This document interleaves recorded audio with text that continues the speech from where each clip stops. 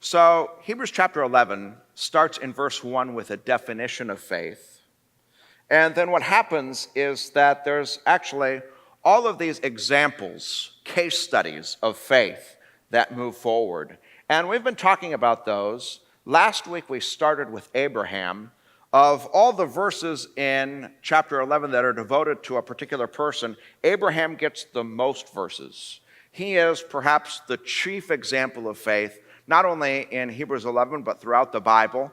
And so we're going to spend not only last week, but today and then even next week talking about the case study of Abraham. I'm going to begin reading in verse 8, and we're going to read through verse 16, and I just invite you to follow along.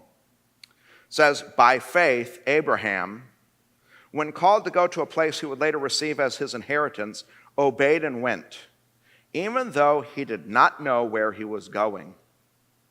By faith, he made his home in the promised land like a stranger in a foreign country. He lived in tents, as did Isaac and Jacob, who were heirs with him of the same promise. For he was looking forward to the city with foundations, whose architect and builder is God. And by faith, even Sarah, who was past childbearing age, was enabled to bear children because she considered him faithful who had made the promise. And so from this one man, and he as good as dead, came descendants as numerous as the stars in the sky and as countless as the sand on the seashore. All of these people were still living by faith when they died. They did not receive the things promised. They only saw them and welcomed them from a distance, admitting that they were foreigners and strangers on earth. People who say such things show that they are looking for a country of their own. If they'd been thinking of the country they had left, they'd have opportunity to return. Instead, they were longing for a better country, a heavenly one. Therefore, God is not ashamed to be called their God, for he has prepared a city for them." Now, we've been studying Hebrews chapter 11, and there's a way in which we've been drilling down right into the fine details. But I think from time to time, it's good to just zoom back out and get the big picture. And probably important at this moment to say this, that the book of Hebrews was written for a particular reason. And here it was. Early Christians, when they first came to faith, encountered suffering, hardship, trial, and persecution, and as a result began to ask the question of Christian faith like this: is it worth it? So here's the idea. They came to Christ, they experienced some forgiveness, they were experiencing peace and joy, but then when hardship, trouble, persecution, trial came, they began to wonder, is this real? Is it worth it? And especially for this reason, that there's one way of reading the Old Testament that kind of says something like this: listen, when tough times come, God always comes through. So you could pick out a person like Noah and see that all his enemies were swept away in a flood. You could pick out a person like Moses and see, hey, just at the right time, when the chariots of Pharaoh were pursuing them, the waters came crashing down and they were saved. You could look at a person like Daniel and say, see, there it is again. Right at that critical moment when times were tough, God shut the mouth of the lions when he was in the den. And now, okay, here I am. I'm struggling. I'm suffering. Is this worth it? Is it real? I just don't see God the same way. And so what's going on? And that's a question that could be on anyone's mind. So here's what the writer of the book of Hebrews does.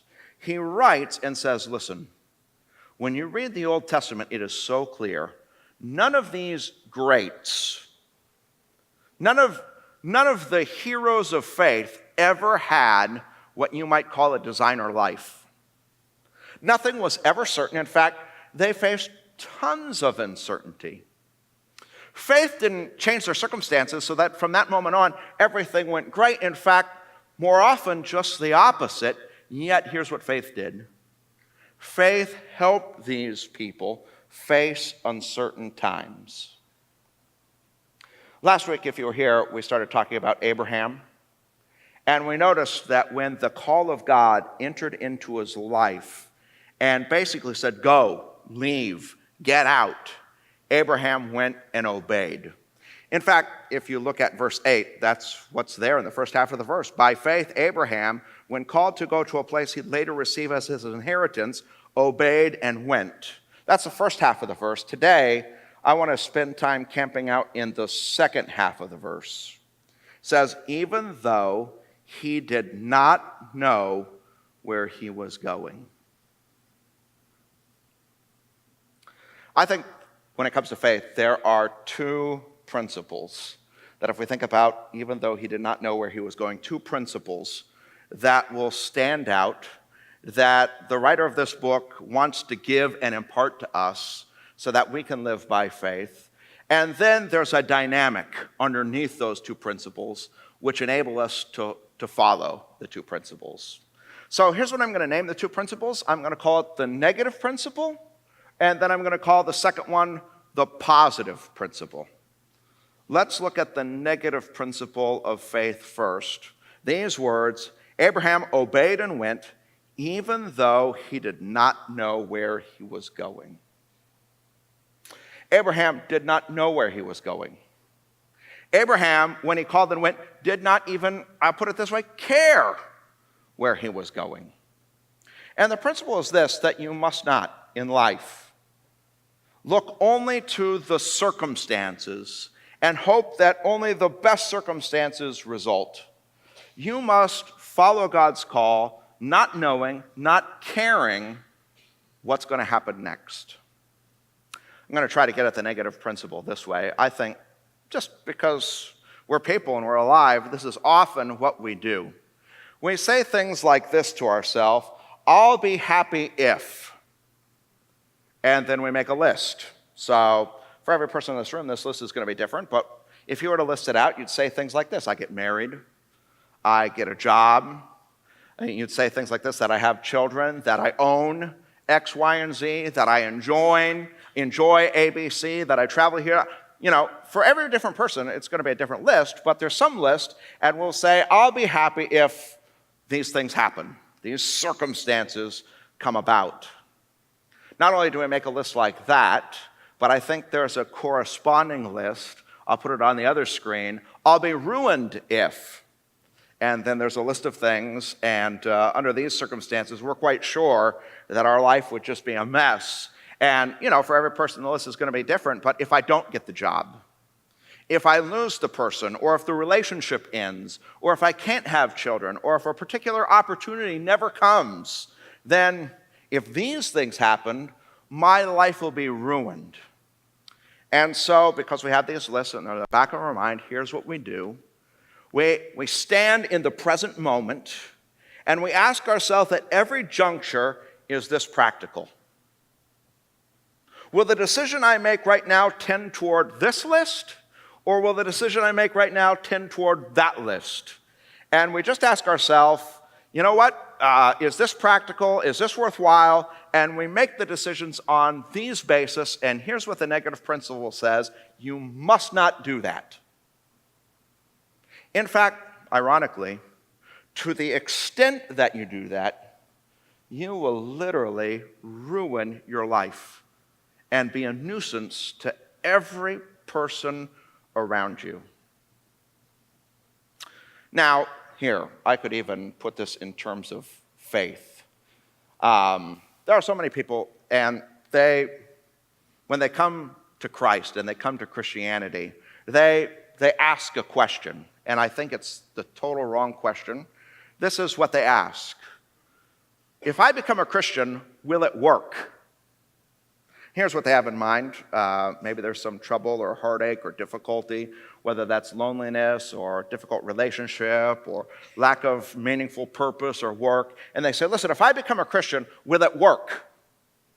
Will I stop being lonely? Will I get the job? Will I start to experience purpose? Will it work? And here's what I'd like to say. To the extent that you ask that question, you will ironically hear Christianity. If there's one sense in which, absolutely. You'll wind up experiencing purpose, and your loneliness will go away. But if you ask yourself the question, will it work, you'll ironically never get it. Here's the better question. Is it true? Is Jesus there? Is he real? Here's why. If Jesus isn't there, if it's not true and he isn't there, it doesn't matter.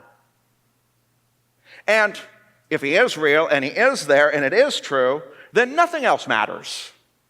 That's the right question to start with. Maybe I can even here. I'll try this way. So imagine a timeline of your life. And for every person here, we have a timeline like this. On the one end, you're born. On the other end, you die. And for some, it's longer. For some, it's shorter. But there's the in-between. And it might not be exactly like this with you, but here's sort of what happens. There are good times. So for many of us, maybe we look back, we say, wow, our younger years as a child were just so happy and so wonderful. And I look back, it was great. But then this can happen, something bad. I mean, maybe at age 8, someone died or something happened. And those years, I mean, it could just be you went to junior high and you started to get bullied and you didn't have any friends. And you look back and you say, that was really tough. But then, maybe at age 13, you got into high school and things began to be great and you started to achieve and those were really good times. But then, listen, something will happen again and, it'll turn the other way. And listen, here's the thing. In life, you'll always detect this, that at the same time, there's both big blessings that you're not thankful enough for, but also big problems. They're both always there. But sometimes life tends to steer toward the blessings. Sometimes it tends to steer toward the problems. And before you know it, as life goes on, if, you're getting near death, and who knows when that's going to come, we don't know. But at some point you look back and you say, yeah, there were periods in my life where things were really going well. I couldn't lose. And then there were times when I could never win, and it was terrible. And it was like a dark pit that I couldn't even figure out how to crawl out of. And if you're alive, if you're breathing in and out, your life will look something like this. Now, I don't know why. Some people, their life looks more like this. It's mostly green. They just, I don't know, God arranged their life in such a way that things just went really well. And at every turn, they were exceedingly blessed. It wasn't that they didn't have problems, but there are also moments of pain and difficulty that punctuate. For other people, and maybe this is you today, life is the other way. It's mostly been tough. You didn't get to pick where you were born. You didn't get to pick the family you were born into. You didn't, the pain and difficulty you experienced in your childhood, you didn't pick any of that. There's probably been moments too, if this is you, you look back and say, yeah, there were some good times, but then as soon as the good times were there, it's almost like, bam, I was right back in the difficult times. And I can't explain to you, I don't think anyone can explain to you why there's a variation in our experience. There just is. But the bottom line is there's going to be both good experiences and bad experiences. Now, here, this is what I'm trying to get at. Let's just, and here, this is what I've done. Let's say this is your life up till now. You were born and, for everyone, we're right in the middle. We don't know if we're near the end or we don't know if we're near the beginning. I mean, some of us have some sense, but we're there in the middle.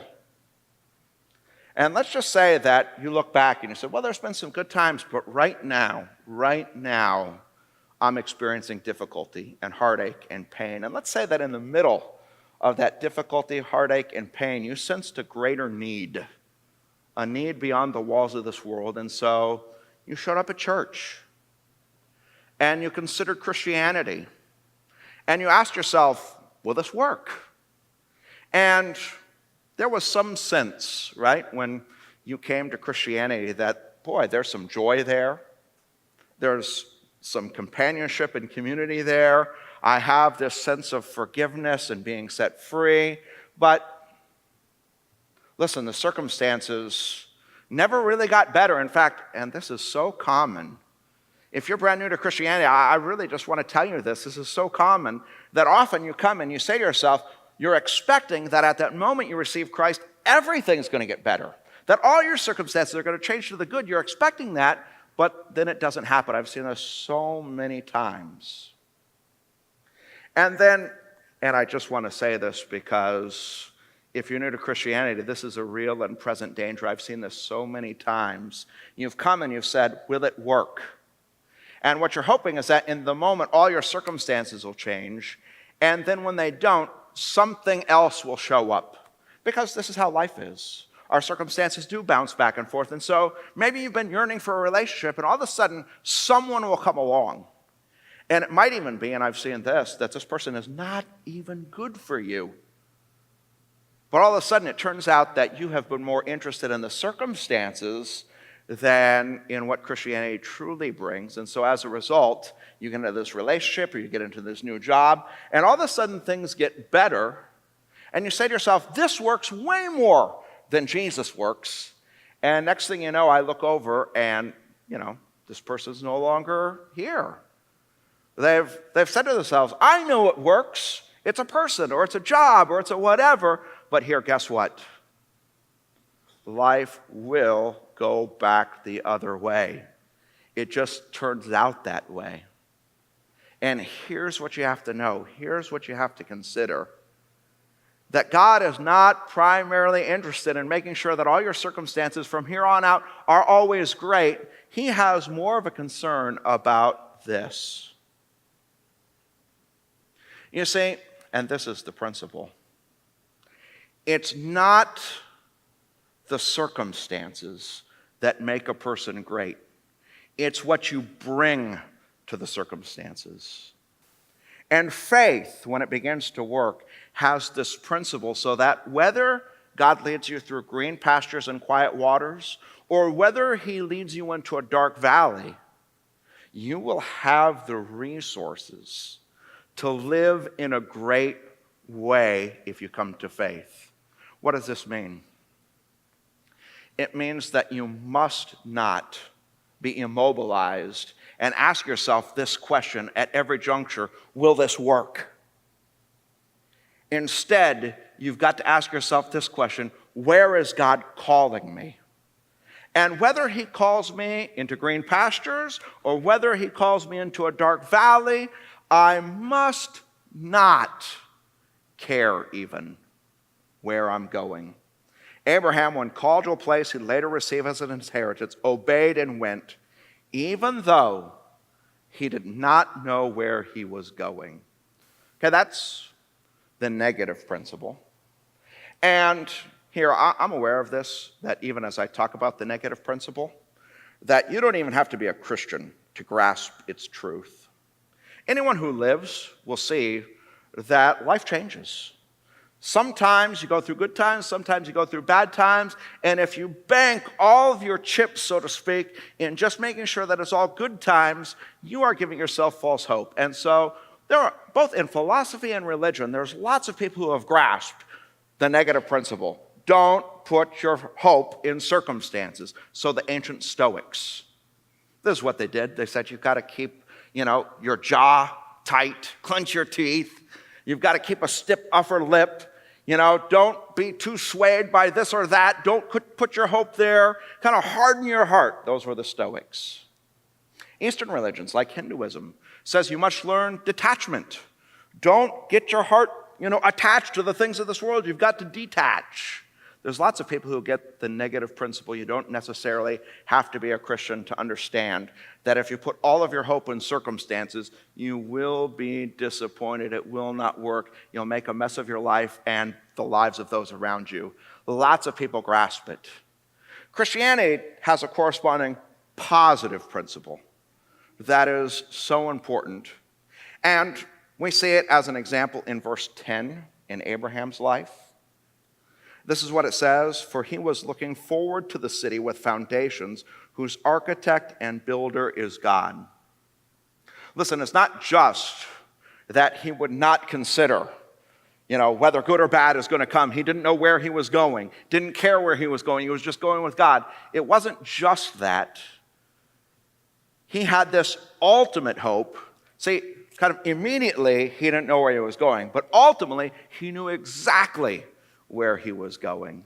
And just to point out that this is not just an event in Abraham's life, but a principle. If you look at verses 15 and 16, it speaks of those who had faith. It says, if they had been thinking of the country they had left, they would have had opportunity to return. Instead, They were longing for a better country, a heavenly one, and therefore God is not ashamed to be called their God, for he has prepared a city for them. Here's what it is, Christians, when called, not only do they eschew and say, I'm not going to care whether if I go with God, whether he leads me into good times or bad times, not only do I not care, but it's not just that I turn my heart off, it's that I turn my heart on. And I place it in the heavenly city. I look forward to heaven. That becomes my everything. And here, let me at least address the objection. Someone might say, well, okay, Scott, there you go again, talking about heaven. I mean, that's so remote. It's so insane. I'm trying to live here now. This is so impractical. Here are these Christians. They're so heavenly minded. They're of no earthly good. They got their head in the clouds. And I'd like to just say this in response. I'd like to have you consider it. Anyone who's going to be a good earthly citizen must first and foremost be a good heavenly citizen. And let me see if I can explain why. If you're going to be a good earthly citizen, I would put forward to you that it's going to cost you something.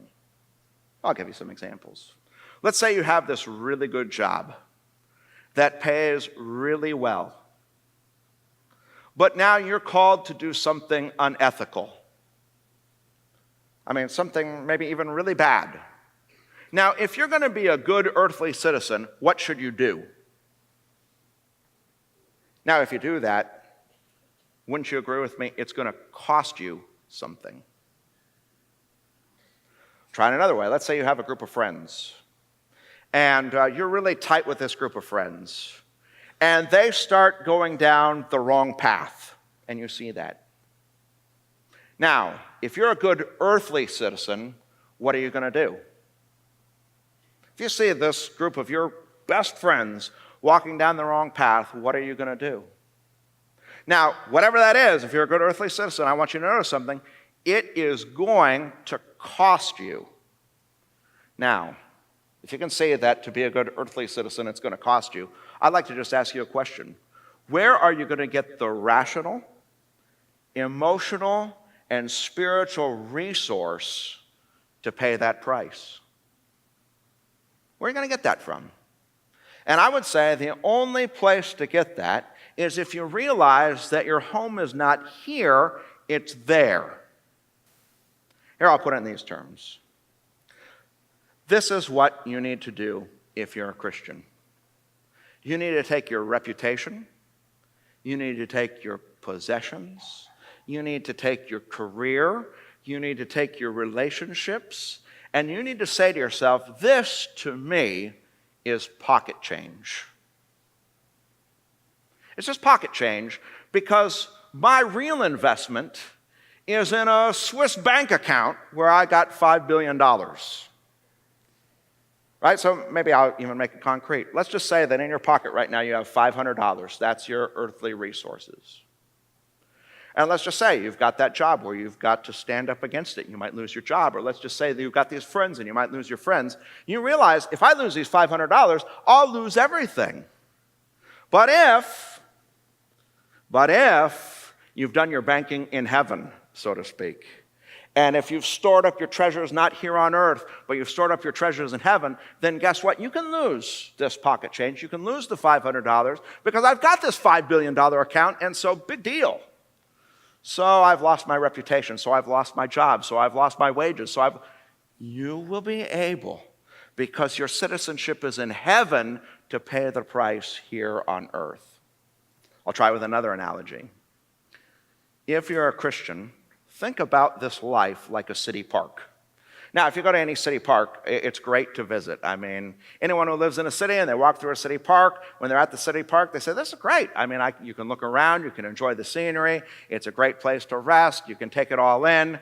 But now, if someone decides to make their home in the city park, what happens to the city park? Right?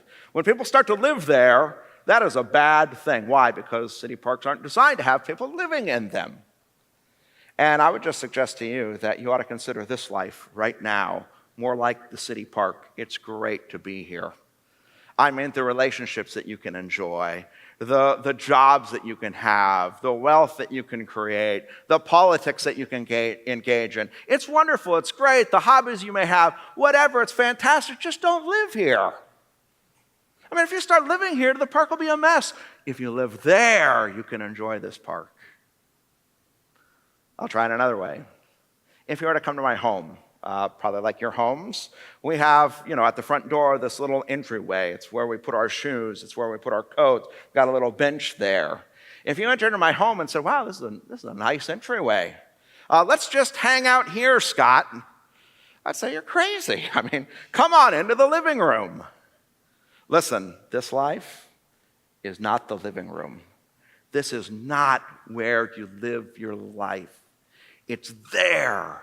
And anyone who puts all their resources here, it's like you're a fool. And here's the point. When it comes to being a good earthly citizen, when it comes to doing what we need you to do, you've got to realize that all this stuff is just the pocket change. It's just the city park. It's just the entryway. The real thing is there. Get it? That's a positive principle. The negative principle, don't live for just, the circumstances here so that I only make a decision if I think somehow that good things are going to result. Don't do that. Positive principle. You know what? Just because you're not putting your heart in circumstances doesn't mean you don't put your heart somewhere. You put it somewhere. You make an investment. You throw all your chips there. Now, the dynamic. There's a dynamic underneath. Unless you have this dynamic, you can listen to these principles, but you can't live them out. Here's the dynamic. And you'll see it as an example in verse 11. In verse 11 it says, by faith, even Sarah, who was past childbearing age, was enabled to bear children because, and now here are the words, she considered him faithful who had made the promise. So here, she considered, she thought it up, she weighed it, she reckoned, she thought it all over. She thought between what was seen, right? What was seen? That she's old, that she was past childbearing age, that it wasn't going to happen. She thought about that, but then she thought, this unseen God has made a promise. And this is what faith did, she considered that unseen God who had made a promise would be faithful to that promise. Which I think leads to another great aspect or dynamic or definition of faith. Faith is grasping the faithfulness of God. Now, we've already said that the faith is not believing in God alone, but believing God. Now, here's what I'm trying to say. Faith, this is what it does. It grasps the faithfulness of God. And here's what I mean by this. Sometimes I'll hear things like this, like, listen, this person believes, some whatever wacky teaching or doctrine. They believe this strange thing, but man, look at the sincerity of what they believe. As though, just the sincerity of faith alone is the thing to be admired. And I'd like to say, man, maybe you think about it this way, like the windshield on your car. The purpose of the windshield on the car is to let you look out and see the things that are on the road so that you can see what's coming. Anyone who pays attention to the windshield and just looks at the windshield, they're a fool. The car's going to crash. The purpose of the windshield is to look out and see what's out there. Faith is not just to be admired by itself, like, wow, look at the sincerity of their faith. It's the object of faith that's the most important thing. And here's what happens. If you are a person who can follow both the negative and positive principle, then here's what you've got to grasp. Faith is the vehicle through which you look out and you see this unseen God who has made these promises to you, and you think about it and you reckon, listen, I see all the circumstances of my life, but this I know. God has made promises to me, and he's going to pull through. He's going to be faithful. I believe it. Here, I want you to just turn back a couple pages to Hebrews chapter 6. We're studying Hebrews 11, but I do want you to realize that Abraham is spoken of in the rest of this book. And I want you to see these verses because I think they help highlight this dynamic of faith that we're talking about, that faith is really all about grasping God's faithfulness. So I'm going to begin in verse 13, which says this: When God made his promise to Abraham, since there was no one greater for him to swear by, he swore by himself, saying, I will surely bless you and give you many descendants. And so after waiting patiently, Abraham received what was promised. People swear by something greater than themselves, and the oath confirms what is said and puts an end to all argument. Because God wanted to make the unchanging nature of his purpose very clear to the heirs of what was promised, he confirmed it with an oath. God did this so that by two unchangeable things in which it's impossible for God to lie, we who have fled to take hold of the hope set before us may be greatly encouraged. Now check these words. We have this hope as an anchor for the soul, firm and secure. Here, just to boil it down, this is what God is saying. The Bible is saying that God swore by himself. He took an oath. He said, I swear by myself that I will make good on what I've promised. And now, I really want to pay attention to these words in verse 20. Verse 19 says, we have this hope as an anchor for the soul, firm and secure. It enters the inner sanctuary behind the curtain, where our forerunner Jesus has entered on our behalf. He has become a high priest forever in the order of Melchizedek. Now, this is maybe a little bit difficult to understand, so I really just want to boil it down in the most simple of terms. Here's the idea. God has promised to each and every one of us that he will be with us, that he will forgive us, and that he will take us to himself. So when you put your faith in heaven, when you bank all your money there, you are not a fool, because God swore by himself that he'll make it good. Now, as a demonstration of that, in Old Testament times, God had set up this sign or symbol, and here's what would happen. There would be animals that would be sacrificed, and the high priest would take the blood of those animals. And he'd take the blood and he'd enter into the inner sanctuary and present the blood to God and say, here, there's been a sacrifice to pay for sins. Now, here's the idea. God swore by himself that he would forgive our sins and bring us to him. And because the blood of goats and sheep could never fully pay the price, here's what God did. He said, okay, what the blood of goats and sheep can't do, I will do. So God himself entered this world. God himself lived a perfect life so that he could be qualified to be a sacrifice. And then here's what Jesus did. He walked into the presence of God with a sacrifice of his own blood. And he said, here, by my blood, by my death, I have paid the price of their sin so that they can be forgiven and that we can live forever with them. That's what Jesus did. He came, God said, I swear by myself that I'll forgive your sins and I'll bring you to me. And God himself, in the person of Jesus Christ, walked into the very inner chamber of heaven and said, here is my blood. Here's what this means. If you doubt at all that your sins are forgiven or that you have a home in heaven, you only need to rehearse the gospel to yourself. That though you are a lost sinner, because of God's great love, he came to rescue you. He loves you. He will make good on everything he's done and everything he said. He has sworn by himself. So, if you grasp that, you can do the very thing I'm urging you to do. Do not, whatever you do, make decisions right now, if you're hearing God's voice, on whether it's practical, on whether it'll turn out good or bad, on whether you'll have certainty about where you're going, forget about it. Don't care. Whatever God's calling you to, right now, follow.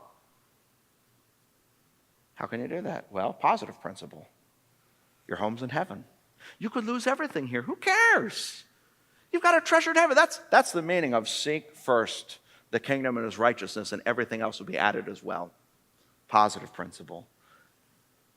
And what allows that to happen is simply this: considering, reckoning, believing that God is faithful, which is really at the heart or definition of faith, grasping the faithfulness of God.